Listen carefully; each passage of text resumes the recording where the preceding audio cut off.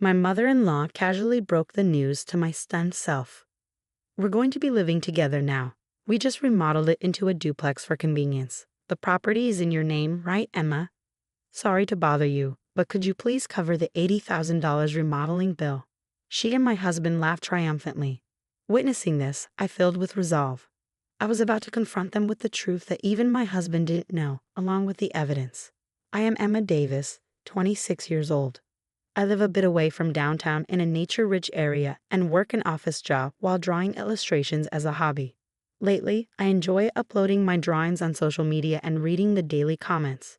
I have a husband who is 3 years older than me, and we were enjoying our married life in our favorite old farmhouse that we bought right after our wedding. However, there has been a visitor to this house once a month since we got married who always gives me a headache. Emma, I'm here. Please open up quickly. Hearing the persistent banging on the sliding front door, I rushed to it. Aha, mother-in-law, I'll open it right away, I said, even though there was a perfectly good doorbell right next to the door. I tried to make a smile as I opened the sliding door. There are so many bugs around here. It's so annoying. Is George still at work? Poor thing, even on Saturday. Oh, I brought some of his favorite food. I saw a woman holding a large bag, looking tired from waiting. Beyond the door, while dealing with her rapid-fire chatter, I pasted on a fake smile. The once-a-month visitor is my husband's mother, my mother-in-law. My husband, being an only child, she insists on taking care of him even after our marriage, and to my gratitude, she even instructs me on house chores. The last time she came to our house, she rearranged all the food in the fridge, and I had to start the next day's breakfast preparation from hunting down the ingredients. I recall my husband repeatedly telling me before we got married, if my parents ever need care, we'll live together. I want you to understand that. I'm disappointed to think I might have to give up this beloved old house when the time comes, but I've come to accept it. What bothers me more is the thought of living with this mother-in-law 24/7. Sorry for my husband, it fills me with a bit of gloom. Fast forward 2 years into our farmhouse married life. I heard from my husband that my father-in-law had slipped on the stairs at home and broke his leg. They will need our help from now on. Let's live together, just as we discussed before our marriage, my husband said. Yes, I'm worried too, so I think it's a good idea. Can I continue my drawing hobby? I was worried about my father-in-law's health, so I agreed without hesitation to move in together. However, I was anxious that being caught up in housework and taking care of my in-laws might rob me of the time for my hobby of drawing. Whether he was aware of my anxiety or not, my husband just said, I want you to prioritize the house, and left the room, headed to his office. Being left alone in my room, I felt like I had half given up on my selfish husband. While looking back at the illustrations I had drawn up until now, one by one, I began to sort out my feelings. Just as I had made up my mind to live with them, an unexpected event occurred. While I was working as usual at my workplace, I suddenly felt numbness in my hands and feet and was instantly overwhelmed by intense dizziness and collapsed. Thanks to a colleague who immediately called an ambulance, my life was not in danger. It turned out to be a stroke at a young age after a medical examination. Although I had been warned about high blood pressure in health checks before, I regretted neglecting it and not going to the hospital. Including detailed examinations, surgery, and rehabilitation, the hospitalization period turned out to be about 2 months. From the discovery of the disease to the hospitalization, everything progressed at a brisk pace, and I realized that my husband had shown very little concern. After being diagnosed with a stroke, I took up my phone with trembling hands and called my husband right away. The only thing I could hear from the phone was his disappointing voice saying, I see, so living together will be postponed, huh? I couldn't respond to the fact that he was more worried about our future living arrangements at my in-laws' house than about my health. Since my father-in-law was still in the hospital with a fracture, there was no immediate need to worry about caregiving. It was a blessing in disguise that I could focus on my treatment. Also, since we don't have children, there was no need to worry about that either. Suddenly, the face of my mother-in-law, who always says, I want to see my grandchild's face soon, popped up in my mind. As if to shake it off, I picked up the sketchbook nearby. Recently, I've been too busy preparing to live with my in-laws and going through examinations since my collapse to have time for my favorite illustrations. Once I started living with my in-laws, I would probably lose even more time to draw. I decided to think of this hospitalization period as the last free time that God had given me and resolved to fully enjoy my hobby.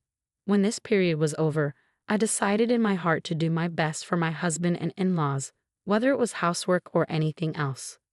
The 2-month hospital stay ended in a flash, and finally, the day of discharge arrived.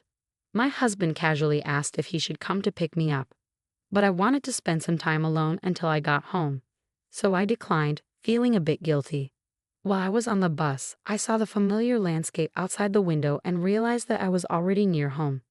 The sunlight hitting the beautiful green leaves was dazzlingly sparkling, making me feel indescribable as I thought, this is goodbye to this rich, natural place. Since my in-laws' house is located relatively close to the city center, my life would change drastically from now on. Feeling a little lonely, I slowly got off the bus at the familiar bus stop. As I was heading towards my soon-to-be farewell home, I suddenly stopped in my tracks at the sight before me. There was supposed to be my favorite old private house here, but instead, there was a house I had never seen before. Since I had been in the hospital for about 2 months, I checked the position of the surrounding buildings and the way I came, wondering if I had mistaken the location, but it was not a mistake after all. There was no use wandering around, so I timidly pressed the intercom of the house. A familiar voice said, yes. The voice was undoubtedly my husband's. Still feeling confused, I quietly answered, it's Michelle, into the intercom. The front door creaked open and my husband, in his casual attire, came out. Aha, welcome home. You came home earlier than I expected. I had the day off today. I could have picked you up. George, what happened to our house? Why has it changed so much? I interrupted my husband, who seemed relaxed, maybe just woke up, his hair mussed, to ask my question with a sense of disbelief. However, disregarding my anxiousness, George only responded with a vague, huh. What's up? What happened? Without intending to answer my question. Just then, I heard laughter coming from inside the house. Thinking it couldn't be, I pushed past my husband and headed toward the living room. When I opened the unfamiliar door leading to the living room, I saw my mother-in-law lying on the couch, watching TV. She was clutching her stomach and laughing while watching the TV screen. Why is my mother-in-law in this house? Oh, Michelle, welcome back. Hospital stays can be long, but don't worry, I took care of the house while you were gone. I wondered what this house stuff my mother-in-law was talking about could be, chores? Or, with an overwhelming bad feeling, I pressed my mother-in-law on why the old house had changed so much. Without showing any sign of guilt, she blurted out, well, we're all going to live together, right? So I just remodeled it into a duplex to make it more comfortable. The phrase just remodeled it into a duplex kept replaying in my mind. My mother-in-law was always the type to interfere with our life, but I never expected her to remodel our house without permission. Moreover, weren't we supposed to start living together in my in-laws' house, which is closer to the city center? Every time my mother-in-law visited our old house, she used to complain about the bugs and the short walk from the station. Despite that, why all these changes? A lot of things have changed. Oh, and there's something else important I have to tell you. Turning off the TV she had been watching, my mother-in-law whispered to me with a grin. The remodeling cost a bit. I believe the title to this house is under your name, Michelle. I'm sorry, but could you handle the payment? Her chuckles carried not a hint of apology. Ah, it's $80,000, she added, her smile deepening. Remodeling cost. The title to this house. $80,000. The unexpected words felt like a punch to the head, and I felt my legs shaking. I couldn't even find the words to reply as I stared at my mother-in-law, who was laughing fearlessly. My husband, who was at the entrance, opened the living room door and sneaked in. The moment I saw him, my feet naturally headed toward him, holding a faint hope that he would surely be on my side. I relayed to my husband exactly what my mother-in-law had said, clinging to a desperate hope for his reaction. But all I received from him was a cold response. Well, that's about right. Take care of it, will you? That's right. That's the kind of man he is. When I collapsed from a stroke. That's right. That's the kind of man he is. When I collapsed from a stroke, he was more concerned about our living arrangements than my health. He's a man who will stop if his mother says green means stop and will go if she says red means go. A man who always thinks his mother is right. The discomfort and dissatisfaction I felt toward my husband escalated. Once it flooded, I was done. I thought from the bottom of my heart I would throw this family away. I understand now, George. I am going to divorce you. And mother-in-law, now Cecilia, please handle the renovation costs on your own. After declaring this all at once, I turned my back on them and moved to leave the room as quickly as possible. But it seemed they weren't going to let me go so easily. I've been losing interest in you anyway, so it's no big deal.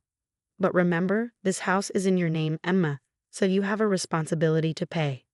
That's right. Feel free to leave, but please settle your dues first. I was astonished at the two of them who selfishly made their claims. I couldn't help but let out a sigh. Surely if I turned around, I'd see their smug faces grinning in victory. I refused to look back, standing tall as I replied. You keep saying the house is in my name, George, but did you forget the ownership has been transferred to you? I revealed the truth, but they only laughed at me, believing I was lying to avoid paying.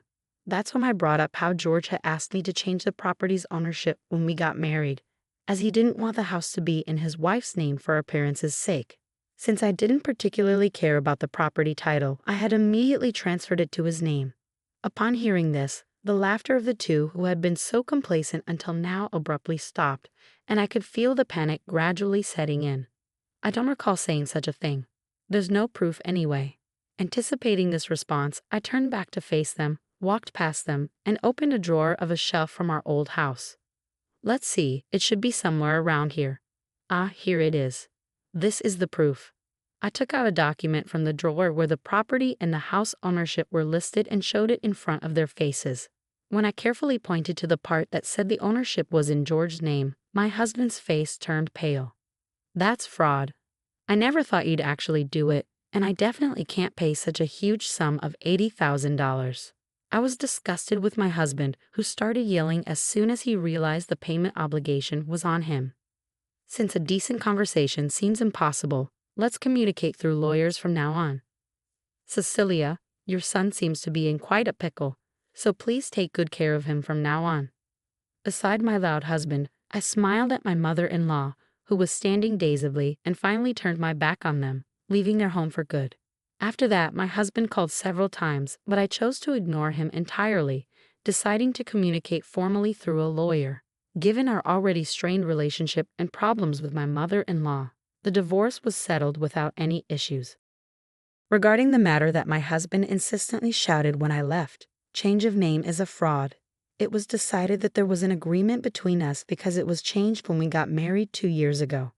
My lawyer assured me with a smile that this was neither fraud nor anything illegal. With that, all the uncertainty inside me was completely dispelled. It seemed that the cost of renovating that house was supposed to be paid in full by me as soon as I got discharged from a hospital. Wanting to applaud, I now appreciate the well-crafted spiteful act of pushing me into hell just after I had endured surgery and rehabilitation, and finally got discharged due to illness. In the end, since the house was in my husband's name, it was his duty to make the lump sum payment, and he ended up strangling himself. In addition, I was able to secure alimony after the successful divorce. My husband, who had been hit with a claim for a total amount that he could not possibly pay off, had either borrowed money from dangerous places or hadn't. While I was fighting with my husband and mother-in-law, I received an apology from my father-in-law, Bob, who had been hospitalized with a broken leg, saying, "I'm sorry for my wife and son's behavior." Of course, it didn't seem that Bob was involved in this matter. However, there's no denying that for 2 years after our marriage, he had ignored his wife and my cold husband. After briefly replying to Bob's message, I decided to cut all ties with that family and start a new life. Since then, my health has gradually improved, and I was able to return to work. When I was married, I used to draw illustrations while being mindful of my husband's gaze. But now I can immerse myself in it as much as I want, whenever I want. Originally, I was just drawing as a hobby, but now I get job offers from the social networking site where I post my illustrations, and I now spend more time drawing for work than for pleasure. Today, I'm heading to see an old farmhouse in a somewhat rural town. My current dream is to buy this old farmhouse with the alimony from my husband and my savings and to open an art studio. Today, I'm about to take the first step towards this dream. On the bus, as I gazed out at the scenery, I found myself recalling that day, the day I left the hospital that changed my life forever. The abundant natural scenery outside is the same as that day, but my feelings are clear and I'm excited about the new life that's about to begin. The leaves on the trees, illuminated by the sunlight, looked so bright that they dazzled.